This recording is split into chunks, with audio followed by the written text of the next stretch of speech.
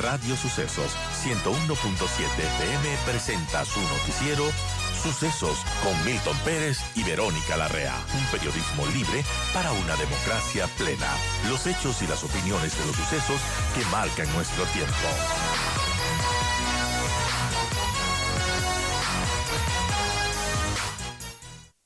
Catherine, buenos días, gracias por acompañarnos. Ayer Estados Unidos hizo efectiva una entrega de equipamiento, camiones, etcétera, para el Ecuador, para las Fuerzas Armadas, para gestión de riesgos.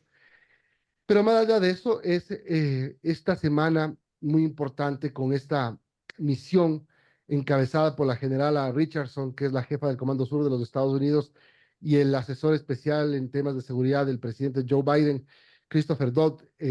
Temas importantes porque el respaldo que necesita el Ecuador no solo debe ser con aplausos, sino con cosas que sean tangibles, con elementos que ayuden realmente a la guerra contra el terrorismo. Buen día. Buenos días, Milton. Buenos días, Vero, y a todos nuestros amigos que acompañan en este programa.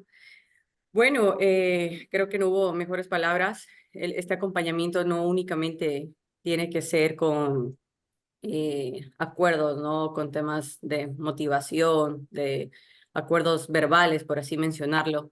La cooperación que actualmente está viviendo el presidente es muy adecuada, es muy acertada por el momento en el que estamos, ¿no? Recordemos que estamos en un conflicto armado no internacional, lo que implica recursos, lo que implica que nuestras Fuerzas Armadas y Policía Nacional pues se sienta respaldado. Y creo que si bien la visita pertenece a una de a la Fuerza Aérea, perdón, a la Fuerza Armada, la contraparte de nuestras Fuerzas Armadas del Ecuador, estos recursos también podrían aportar muy bien a la Policía Nacional. Y es por algo fundamental, porque el conflicto armado no internacional va a ser por un periodo de tiempo, pero la seguridad interna ya pasa a ser de la Policía Nacional, ¿no? Y esa competencia, ese nuevamente retomar ese control implica recurso logístico, recurso humano, recurso tecnológico, apoyo en el eje de inteligencia, apoyo en el eje de investigación, apoyo a nivel preventivo también local, y es algo que se debe estar focalizado y concentrado en la Policía Nacional.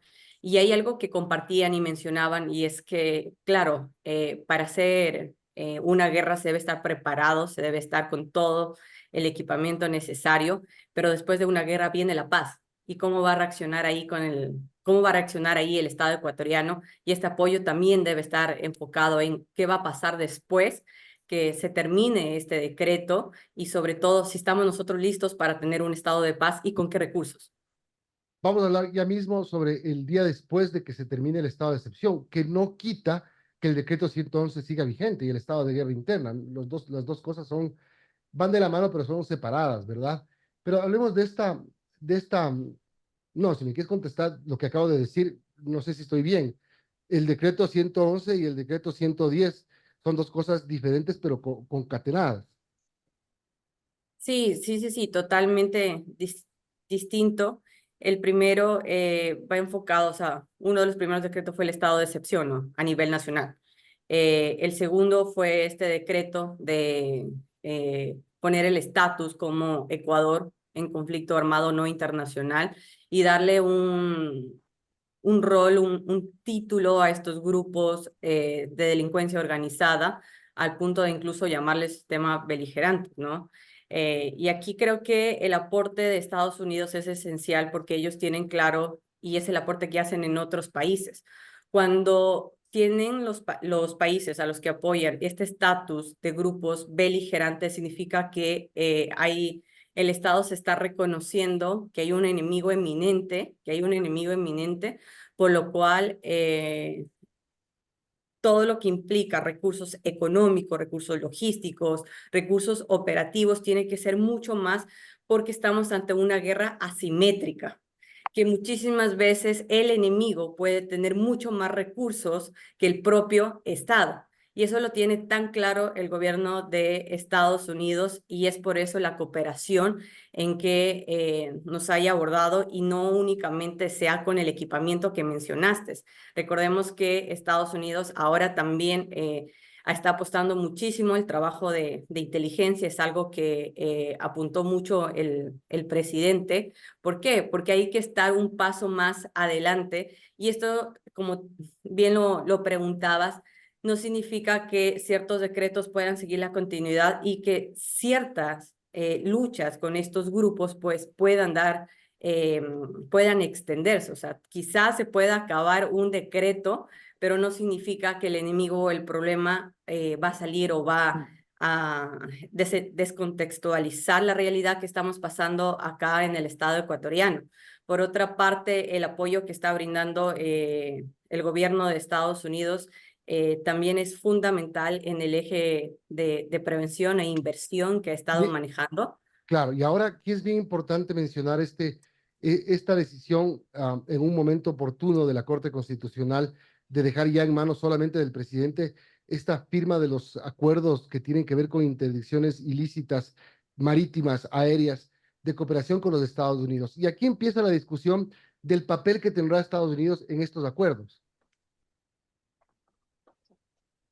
Fue una decisión, ¿por qué? Porque quien inició con esta actividad fue el primer mandatario. El primer mandatario analizó, investigó cuáles son las consecuencias, cuáles son los problemas que estamos actualmente y la decisión de la Corte es quien debe tener el control, quien debe operativizar toda esta lucha contra estos enemigos, por así mencionarlo, pues debe ser el primer mandatario, quien te recibe las indicaciones directas y hasta incluso por un tema de interés de seguridad nacional.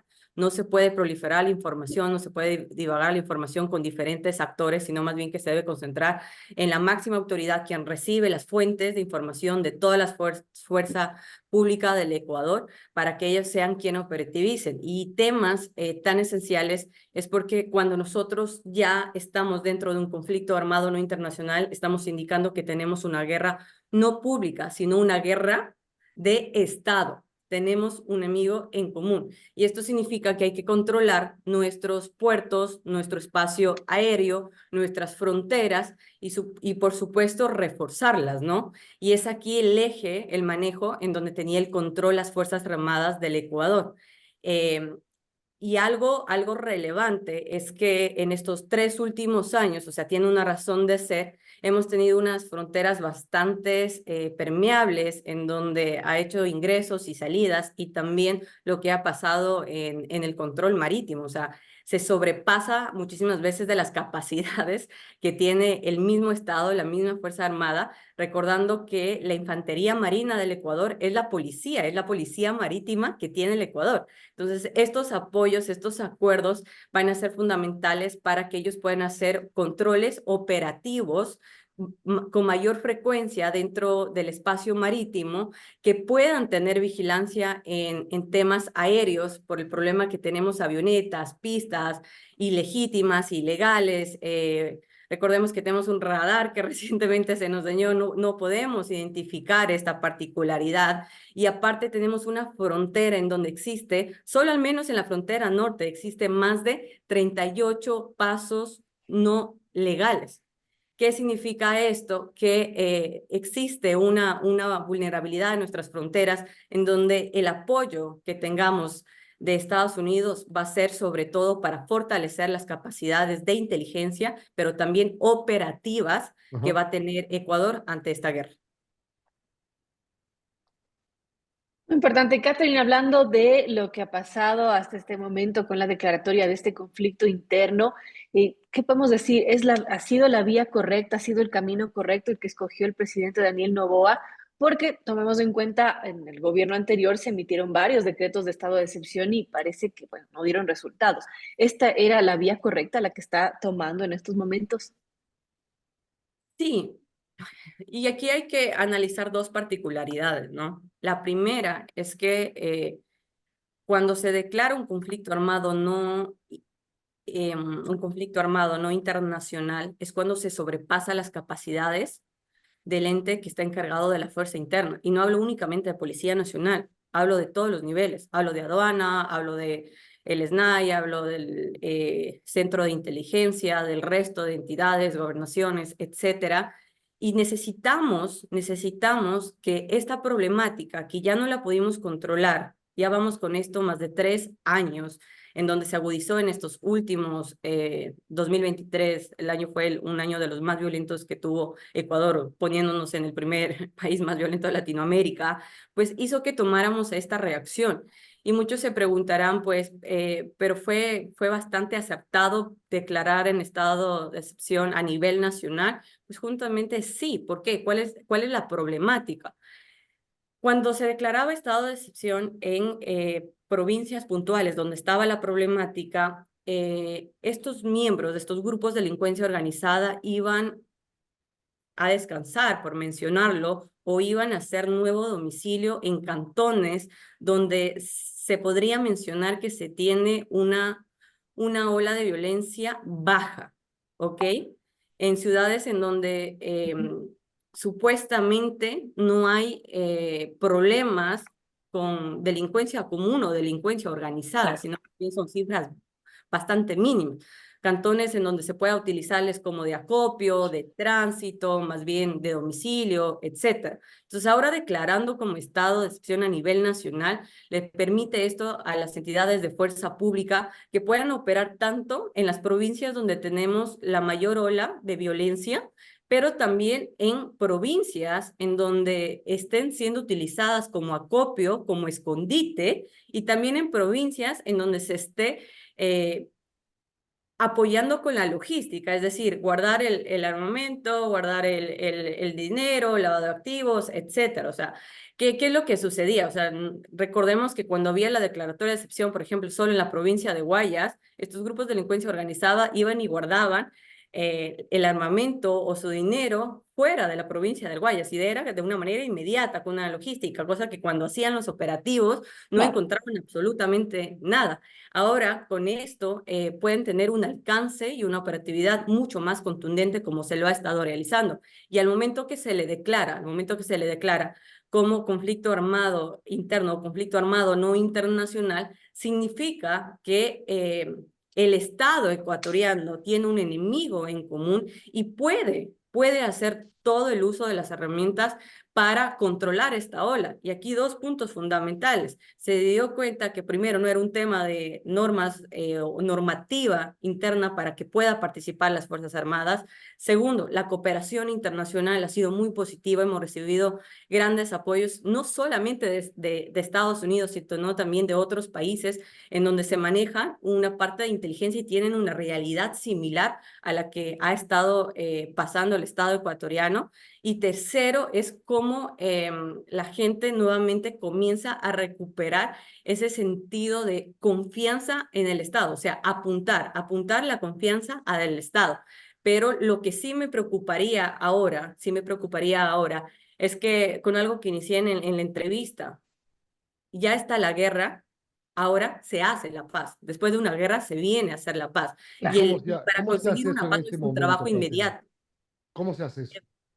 No Porque es viene un la trabajo pregunta del día inmediato. después de que termine esto, de que, digamos, en un momento el gobierno declara controlada la situación y sometido a los grupos terroristas, las cárceles llenas de gente y la justicia ojalá haciendo su trabajo, porque aquí el problema es ese. ¿Dónde están los 2.000 presos?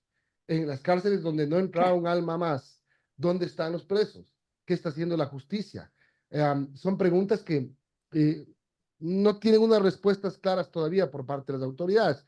La ministra de Gobierno dice, sí, estamos aplicando la ley, los jueces están encargando. Ok, ¿dónde están los presos?